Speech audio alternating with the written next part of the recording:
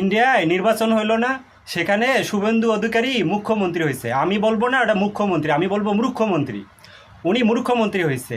উনি কি করছে, মানে আমাদের বাংলাদেশের যে একটা আছে না ডাইনি সোফা নিজবা সারাগুল মারিক্ষা শেখ হাসিনা, উনি ওনাকে কি করছে, অভিনন্দন জানিয়েছে। শুভেন্দু অধিকারী ইন্ডিয়ায় কতগুলো মুসলমানের উপর অত্যাচার করছে, মানে উনি মুসলমান দেখলে ওনার গা জ্বলে।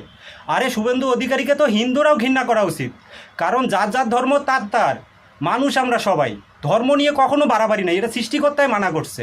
আর সেখানে শেখ হাসিনা ওনাকে অভিনন্দন জানিয়েছে। আসলে শেখ হাসিনা মুসলিম না, উনি হিন্দুদের একটা অংশ। আমি হিন্দুদের ঘৃণা করতে বলি না, আমি বলি যে অন্যায় কাজ করবে তাকে ঘৃণা করেন, সে যেই হোক, মুসলিম হোক আর হিন্দু হোক, খ্রিস্টান হোক আর বৌদ্ধ হোক, ঘৃণা করেন।